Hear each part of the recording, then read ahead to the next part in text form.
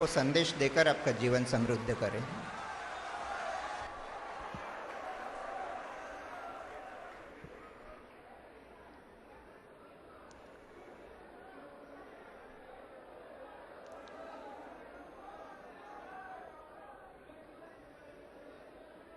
रामकृष्ण मठ के महासचिव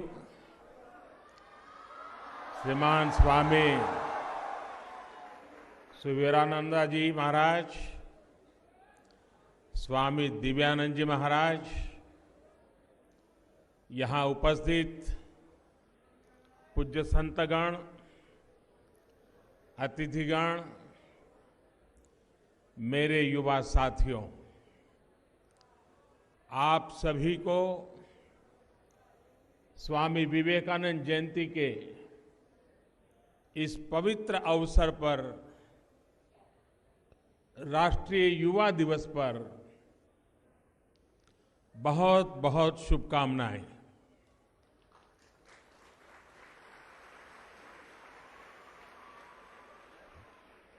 देशवासियों के लिए बेलूर मठ की इस पवित्र भूमि पर आना किसी तीर्थ यात्रा से कम नहीं है।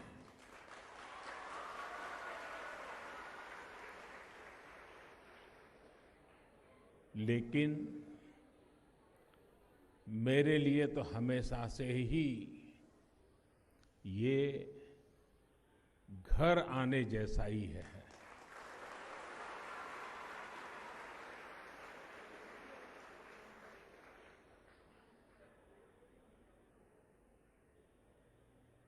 मैं प्रेसिडेंट स्वामी का,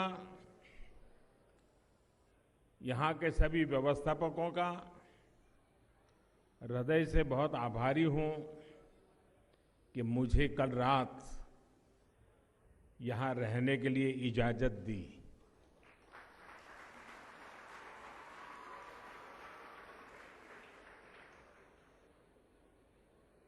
और सरकार का भी मैं आभारी हूं, क्योंकि सरकार में प्रोटोकॉल, सिक्योरिटी, ये भी इधर से उधर जाने नहीं देते हैं। लेकिन मेरी रिक्वेस्ट को व्यवस्था वालों ने भी माना और मुझे इस पवित्र भूमि में रात बिताने का सौभाग्य मिला।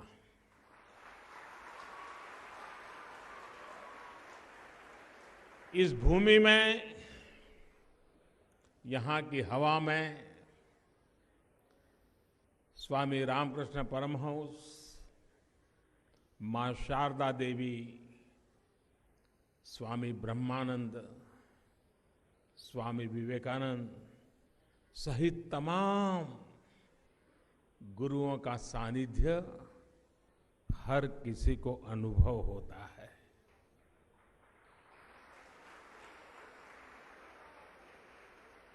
जब भी यहां बेलूर मठ आता हूं तो अतीत के वो पृष्ठ खुल जाते हैं।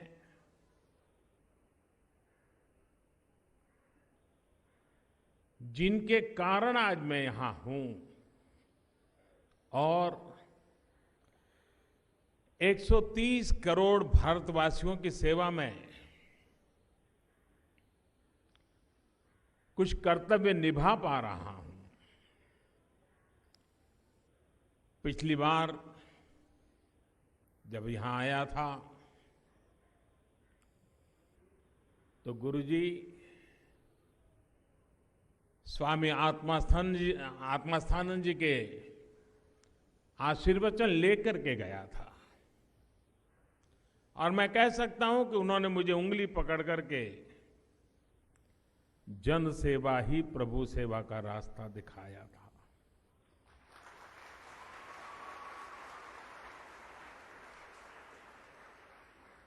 आज वो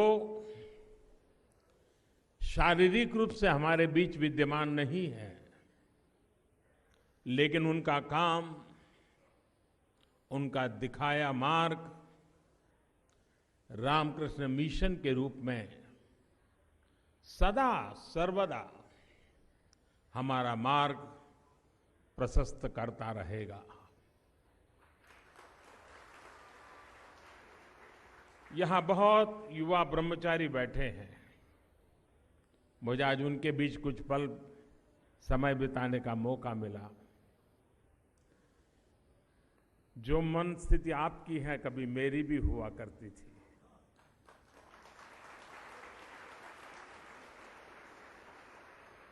और आपने अनुभव किया होगा, हम में से ज्यादा लोग यहां खींचे चले आते हैं। उसका कारण विवेकानंद जी के विचार, विवेकानंद जी की वाणी, विवेकानंद जी का व्यक्तित्व हमें यहां तक खींच करके ले आता है। लेकिन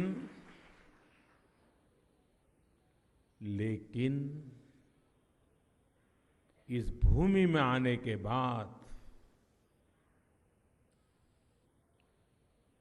माता शारदा देवी का आंचल हमें बस जाने के लिए एक मां का प्यार देता है।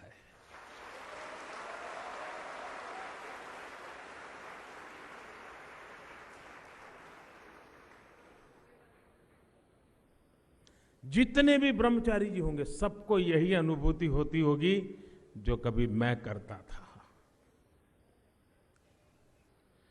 स्वामी विवेकानंद का होना सिर्फ एक व्यक्ति का होना नहीं है, बल्कि वो एक जीवन धारा का, जीवन शैली का नाम रूप है।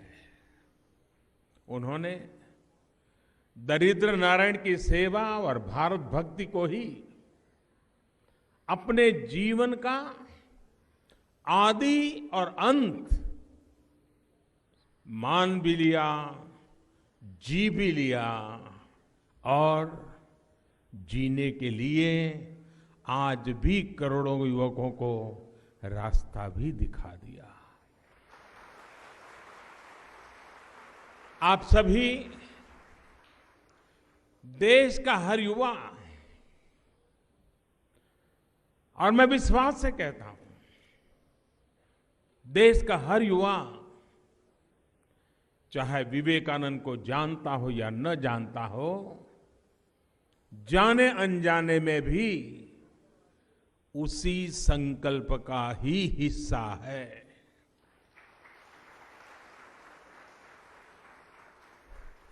वक्त बदला है, दशक बदले हैं, सदी बदल गई है, लेकिन स्वामी जी के उस संकल्प को सिद्धि तक पहुंचाने का जिम्मा हम पर भी है, आने वाली पीढ़ियों पर भी है।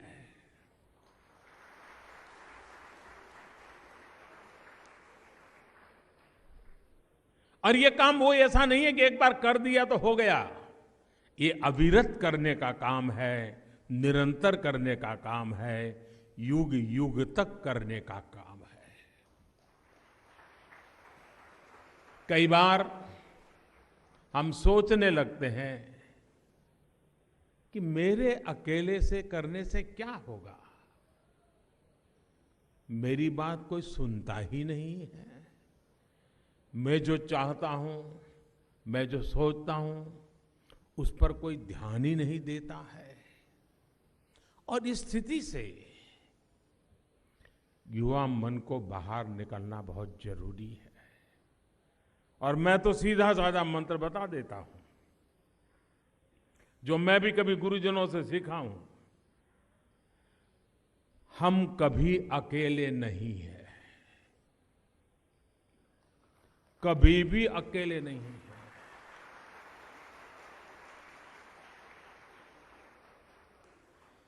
हमारे साथ एक और होता है जो हमें दिखता नहीं है, वो ईश्वर का रूप होता है। हम अकेले कभी नहीं होते हैं।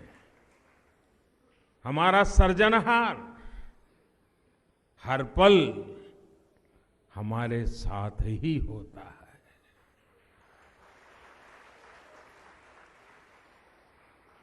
स्वामी जी की वो बात हमें हमेशा याद रखनी होगी,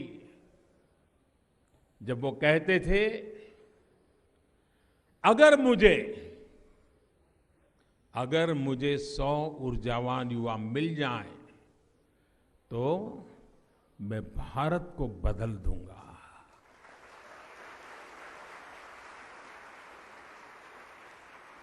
स्वामी जी ने कभी ये नहीं कहा कि मुझे 100 लोग मिल जाएंगे तो मैं ये बन जाऊंगा, ऐसा नहीं कहा। उन्होंने ये कहा, भारत बदल जाएगा।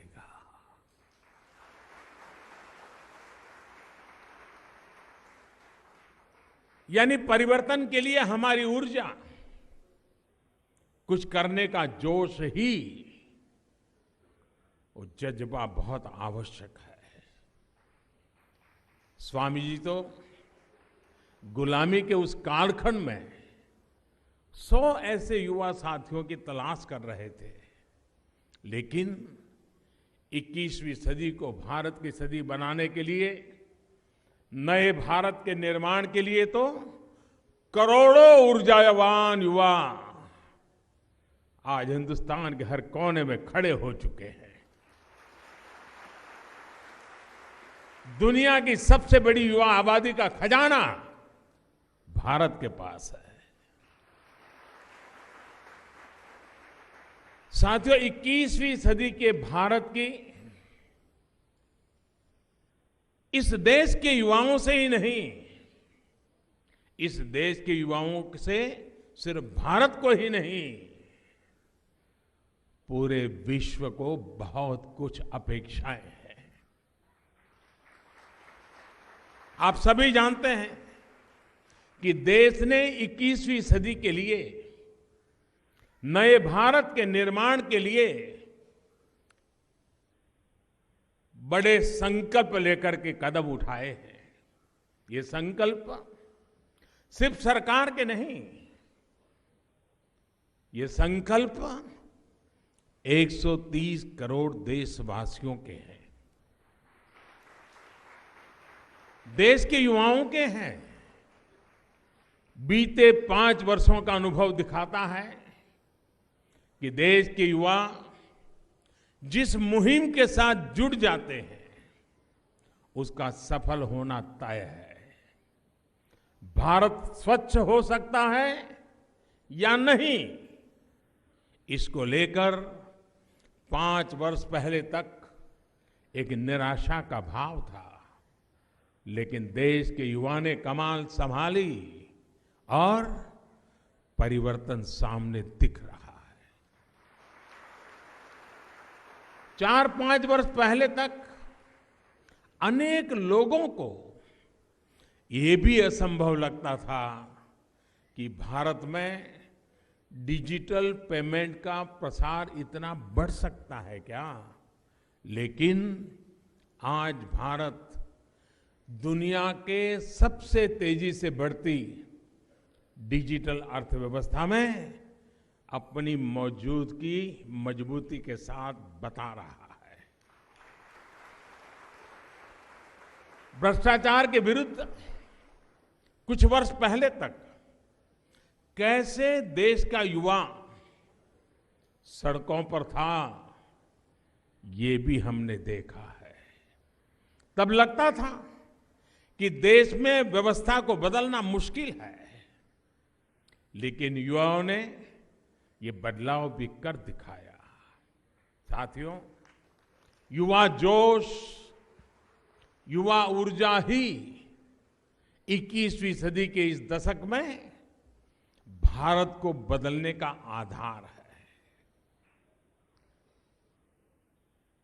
एक प्रकार से 2020 ये जनवरी महीना एक प्रकार से नववर्ष की शुभकामनाओं से शुरू होता है, लेकिन हम ये भी याद रखें कि ये सिर्फ नववर्ष नहीं है, ये नया दशक भी है।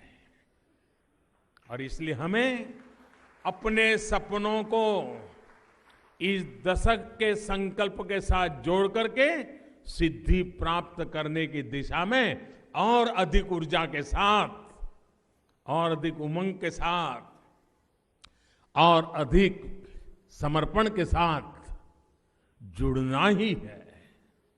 नए भारत का संकल्प आपके द्वारा ही पूरा किया जाना है। ये युवा सोच ही है जो कहती है कि समस्याओं को टालो नहीं। अगर आप युवा हैं तो समस्या को टालने की कभी सोच ही नहीं सकता है। युवा है मतलब समस्या से टकराओ, समस्या को सुलझाओ, चुनौती को ही चुनौती दे डालो।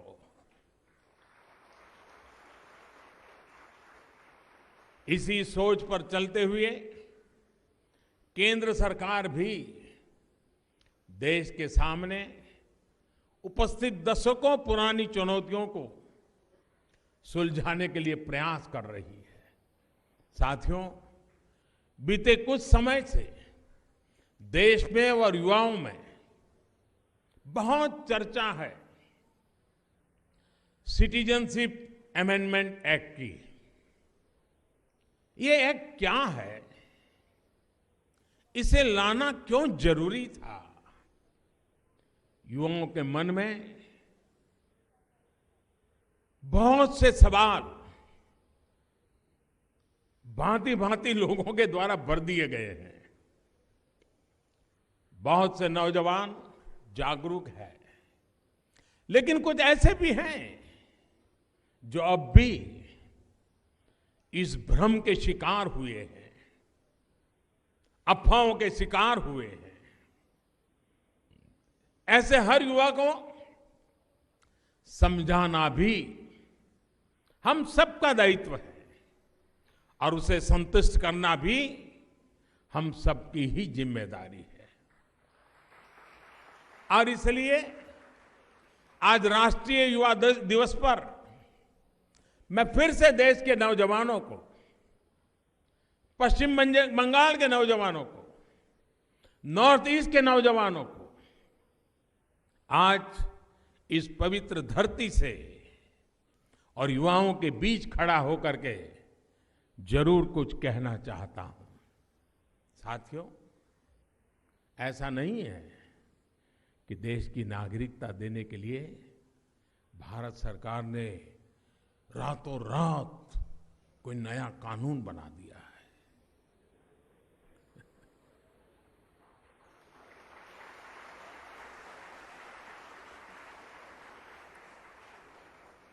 हम सबको पता होना चाहिए कि दूसरे देश से किसी भी धर्म का कोई भी व्यक्ति जो भारत में आस्था रखता है, भारत के संविधान को मानता है, भारत की नागरिकता ले सकता है।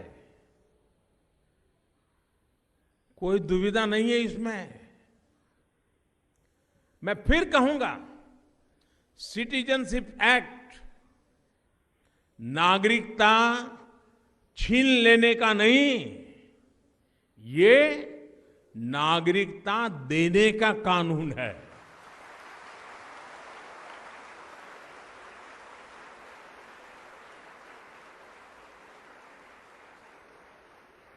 और सिटीजनशिप अमेंडमेंट एक्ट उस कानून में सिर्फ एक संशोधन है।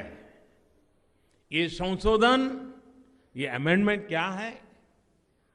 हमने बदलाव ये किया है कि भारत की नागरिकता लेने की सहूलियत और बढ़ा दी है।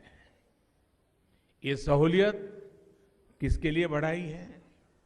उन लोगों के लिए जिन पर बंटवारे के बाद बने पाकिस्तान में उनकी धार्मिक आस्था की वजह से अत्याचार हुआ, जुल्म हुआ, जीना मुश्किल हो गया, बहन बेटियों की इज्जत असुरक्षित हो गई, जीवन जीना ही एक सवालिया निशान बन गया। अनेक संकटों से ये जीवन ही घिर गया। साथियों, स्वतंत्रता के बाद पूज्य महात्मा गांधी से लेकर तब के बड़े बड़े दिग्गज नेताओं का यही कहना था कि भारत को ऐसे लोगों को नागरिकता देनी चाहिए जिन पर उनके धर्म की वजह से पाकिस्तान में अत्याचार किया जा रहा है। अब मैं आपसे पूछता हूं, मुझे बताइए कि ऐसे शरणार्थियों को हमने मरने के लिए वापस भेजना चाहिए क्या? भेजना चाहिए क्या? क्या हमारी जिम्मेवारी है कि नहीं है? उनको हमें बराबरी में हमारा नागरिक बनाना चाहिए कि नहीं बनाना चाहिए? अगर वो कानून के साथ, बंधनों के साथ रहता है, सुख चैन की जिंदगी जीता है, तो हमें संतोष होगा कि नहीं होगा? ये काम पवित्र है कि नहीं है? हमें करना चाहिए कि नहीं करना चाहिए? औरों की भलाई के लिए काम करना अच्छा है कि बुरा है? अगर मोदी जी ये करते हैं तो आपका साथ है ना? आपका साथ है ना? हाथ ऊपर उठा करके बताइए, साथ है ना? हाथ ऊपर उठा करके बताइए, साथ है ना? हमारी सरकार ने देश को स्वतंत्रता दिलाने वाले महान सपूतों की इच्छा का ही हमने सिर्फ पालन किया है। जो महात्मा गांधी कह के गए उस काम को हमने किया है जी। और सिटीजनशिप अमेंडमेंट एक्ट में हम नागरिकता दे ही रहे हैं। किसी की भी नागरिकता छीन नहीं रहे हैं।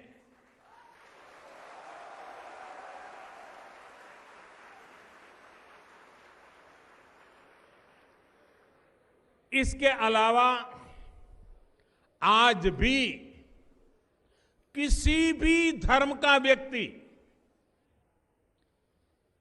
भगवान में मानता हो न मानता हो,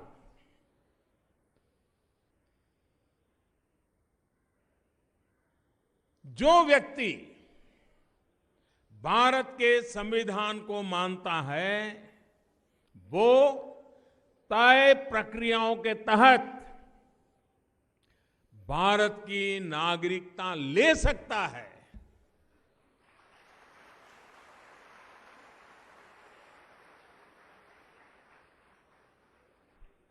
ये आपको साफ साफ समझ आया कि नहीं आया? समझ गए ना? जो छोटे छोटे विद्यार्थी हैं वो भी समझ गए ना? जो आप समझ रहे हैं ना, वो राजनीतिक खेल खेलने वाले समझने को तैयार नहीं है।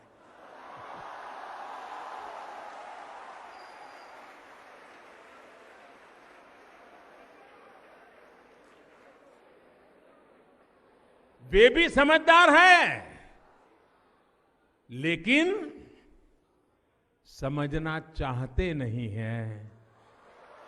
आप समझदार भी हैं और देश का भला चाहने वाले युवा नौजवान भी हैं।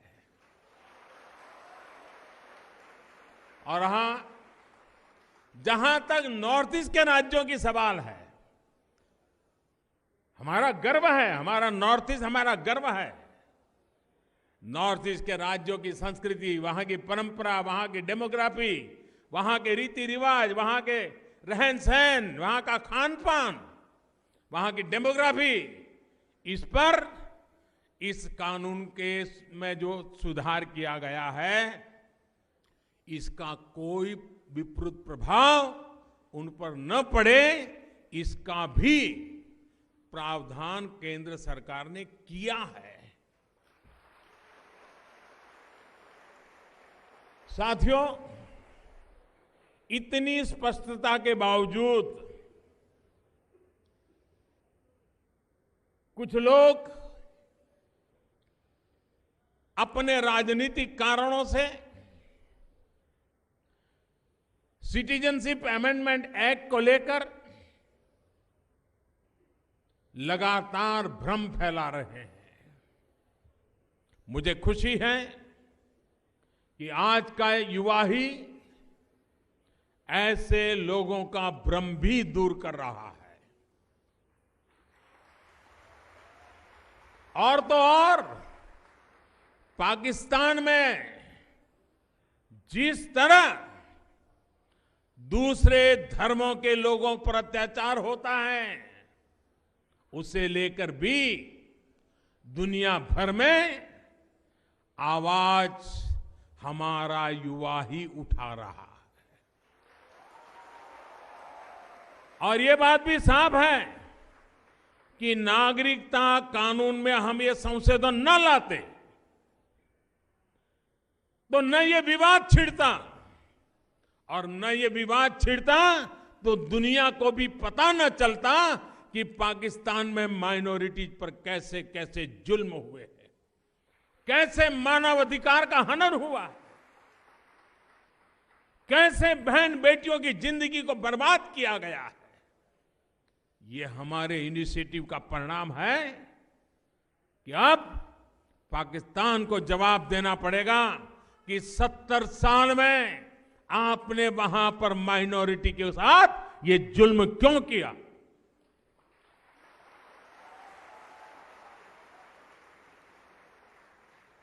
साथियों, जागरूक रहते हुए जागरूकता फैलाना, दूसरों को जागरूक करना भी हम सभी का दायित्व है। और भी बहुत से विषय हैं जिसको लेकर के समाज जागरण, जन आंदोलन, जन चेतना आवश्यक होती है। जैसे पानी ही ले लो, पानी बचाना आज हर नागरिक का दायित्व बनता जा रहा है। सिंगल यूज प्लास्टिक के खिलाफ अभियान हो या फिर गरीबों के लिए सरकार की अनेक योजनाएं, इन सभी बातों के लिए जागरूकता बढ़ाने में आपका सहयोग देश की बहुत बड़ी मदद करेगा। साथियों, हमारी संस्कृति और हमारा संविधान हमसे यही अपेक्षा करता है कि नागरिक के रूप में अपने कर्तव्यों को, अपने दायित्वों को हम पूरी ईमानदारी और पूरे समर्पण भाव से निभाएं। आजादी के 70 साल दरमियान हमने अधिकार अधिकार अधिकार बहुत सुना है। अधिकार के लिए लोगों को जागरूक भी किया है और वो आवश्यक भी था। लेकिन अब अधिकार अकेला नहीं, हर हिंदुस्तानी का कर्तव्य भी उतना ही महत्वपूर्ण होना चाहिए।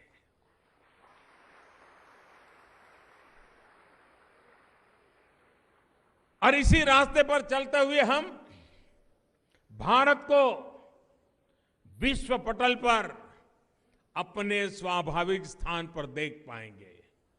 यही स्वामी विवेकानंद जी की हर भारतवासी से अपेक्षा थी और यही इस संस्थान के भी मूल में है। स्वामी विवेकानंद जी भी यही चाहते थे, भारत मां को इस भव्य रूप में देखना चाहते थे। और हम सब भी तो उन्हीं के तो सपनों को साकार करने के लिए संकल्पबद्ध लोग हैं।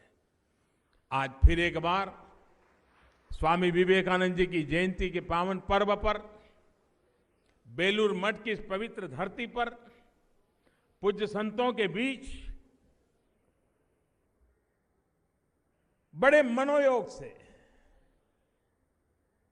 कुछ पल बिताने का मुझे सौभाग्य मिला। आज सुबह सुबह बहुत देर तक पूज्य स्वामी विवेकानंद जी जिस कमरे में ठहरते थे, वहां पर एक आध्यात्मिक चेतना है, स्पंदन है। उस माहौल के अंदर आज का प्रातः काल का समय मुझे बिताने का, मेरा जीवन का बहुत अमूल्य समय था वो, जो मुझे आज बिताने का मौका मिला। ऐसा अनुभव कर रहा था जैसे पूज्य स्वामी जी हमसे और अधिक काम करने के लिए ही प्रेरित कर रहे हैं, नई ऊर्जा दे रहे हैं, हमारे अपने संकल्पों में नया सामर्थ्य भर रहे हैं। और इसी भाव के साथ, इसी प्रेरणा के साथ, इसी नई ऊर्जा के साथ, आप सब साथियों के उत्साह के साथ, इस मिट्टी के आशीर्वाद के साथ मैं फिर एक बार आज यहाँ से उसी सपनों को साकार करने के लिए चल पड़ूंगा, चलता रहूंगा, कुछ न कुछ करता रहूंगा। सब संतों के आशीर्वाद बने रहे। आप सबको भी मेरी तरफ से अनेक अनेक शुभकामनाएं हैं। और स्वामी जी ने हमेशा कहा था, सब कुछ भूल जाओ, माँ भारती को ही अपनी देवी मान करके उसके लिए लग जाओ। उसी भाव को लेते हुए आप मेरे साथ बोलेंगे, दोनों मुट्ठी हाथ ऊपर करके पूरी ताकत से बोलिए, भारत माता की, भारत माता की, भारत माता की। बहुत बहुत धन्यवाद।